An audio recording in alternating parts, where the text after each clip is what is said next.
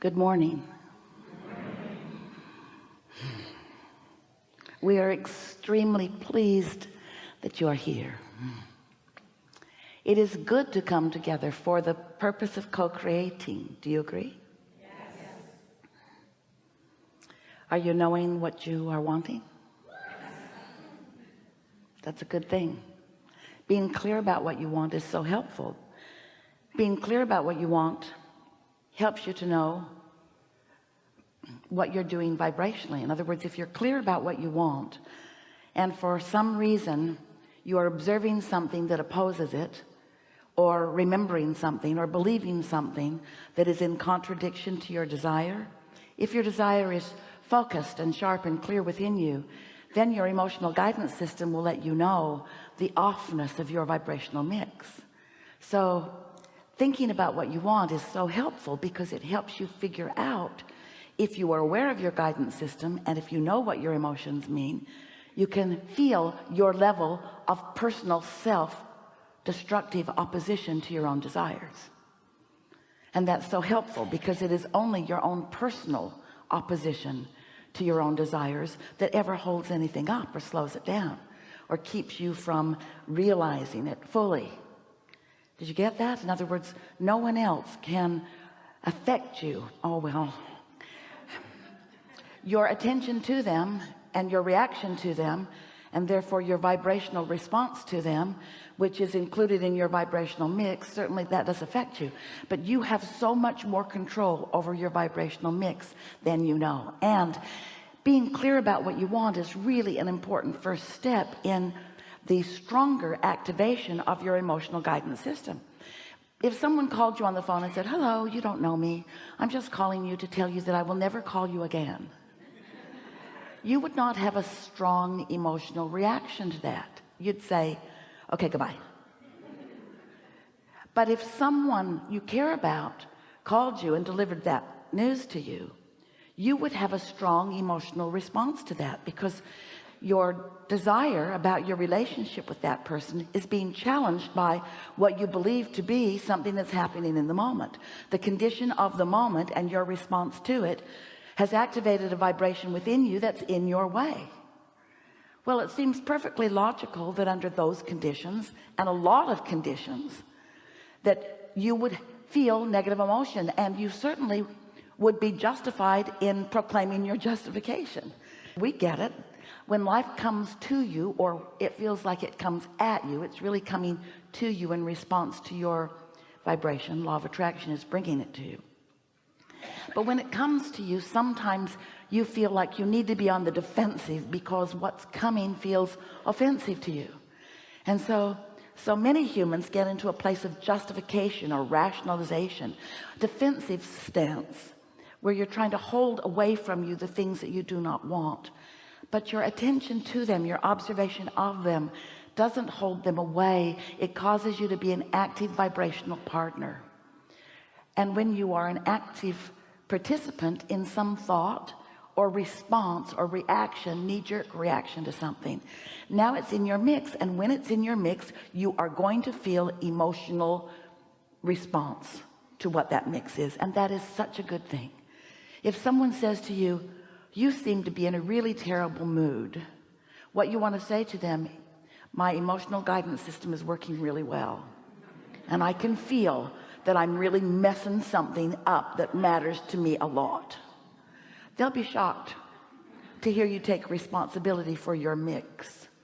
But unless you are, if you say, oh yeah, you know what that guy did, you know what that person did over there, that person did this thing and it made me feel this way. Well, we're not questioning that. We know that your response to life does cause emotions within you, but we want you to gain control, not of your emotions, of your focus, and therefore of your emotions. We want you to get so good at including what you want in your vibrational mix that there's hardly any airtime for what you don't want. We want you to just be unwilling to beat that drum of unwanted so quickly and responsively and reactively. We want you to be so clear about what you want and your own desires to be so active in your vibration that when other things come, they play a very minor role in your vibrational mix. And you can tell by the level of your emotion, by the degree of it, by the bigness or smallness of it. You can feel what your emotional involvement is. In other words, if you're mostly feeling really good and mostly very optimistic and mostly anticipating good things for yourself and for others, and you witness something that is other than that, you will feel it, but you will feel it in proportion. And that's really what we want to talk about here today. We want to talk about your emotional proportional mix. We want to talk about the mix between your desires and your beliefs. We want your desires to reign supreme and your beliefs to adjust to them. We don't want you to have been dragging a belief around of your inadequacy or of the injustice or unfairness of the world. We don't want you to have been dragging one of those beliefs around and using it as a hindrance to the things that you want, because those kinds of thoughts do hinder what you want. You just cannot give airtime to the things that you're pushing against. In your human experience, there's a war against drugs and a war against AIDS and a war against cancer and a war against teenage pregnancy and a war against terrorism, a war against, and every single one of them getting bigger. Because what you give your attention to, you attract to you. There is no such thing as the law of exclusion or the law of get that away from me. There is no such thing. There's only the law of attraction. So when you look at something you want to be in your life experience and you give it your attention and you say yes, you're saying yes to what you want, and you're calling to you this thing you want. But when you look at something that you do not want and you are shouting no at it, you're actually saying yes to this thing that you do not want.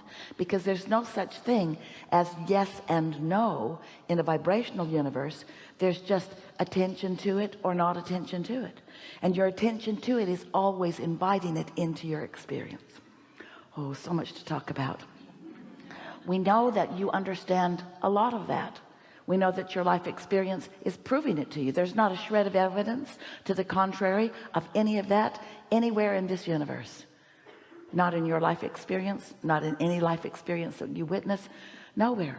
The law of attraction is this powerful law that is the manager of the vibrational mix. And you are a vibrational being. Do you know that? You are vibrational first and foremost. And those vibrations turn to thoughts, and those thoughts turn to things. And yes, you live in this world where there is such wonderful manifestation, and by that we mean manifestation that you can see and hear and smell and taste and touch. But when what you see and hear and smell and taste and touch becomes the only thing you think about, and you don't give thought to the things that are still in the vibrational mix, that are still in the state of becoming, when you're not tending to your early stage vibrations that will end up being manifested, if you wait until it's manifested before you address it, oh, there's so much momentum already underway. It is much more difficult, and it would be so much easier for you to become a dreamer who dreams a dream than a realist who opposes so much that's already here. Your opposition to what's here messes up your vibration. You're dreaming of what is coming, and we have a little disagreement there, because you think that what's in the vibrational mix that you cannot yet see or hear or smell or taste or touch, a little bit like the baby in the womb, although you do have your devices that let you see it, but it's not the same, is it? The baby in the womb is not the same as the baby in the arms. It's a different experience. You know that it is. Let's not nitpick over that. But you have this vibrational womb, so to speak, where there are so many things in the gestation process. They're in the state of becoming. And if you will dream about those and plan for those and think well of those and anticipate the unfolding of the things that you want, that life has helped you know that you want, if you would give your attention to those things that are in the process of becoming, and that's where we're nitpicking. You think it's becoming, we know it's become. And you say, well, Abraham, you think it's become because you're willing to look into this vibrational reality. You even named it. You wrote 2 books about it. You call it the vortex. You want us to believe this thing we cannot see or hear or smell or taste or touch. You want us to believe it, and you want to call it present tense. And as a human, you say to us, it's hard to call something that we cannot yet see or hear or smell or taste or touch, and no one else can either, reality. It's hard for us to accept the isness of that, but you've got to. You must accept the isness of what is in motion, and you must allow what's vibrationally underway to evolve and become that which you can then see and react to, if you are to be the magnificent creator that you are born to be.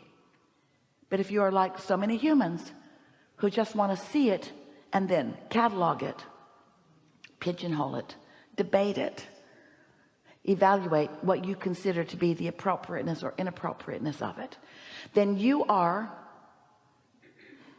a post-manifestational creator, and that is so hard. You wait for it to show up and then you say, oh, didn't see that coming. And we want you to say, oh, saw that coming. We want you to see it all coming. Better said, we want you to feel it coming. Better said, we want you to feel it into becoming.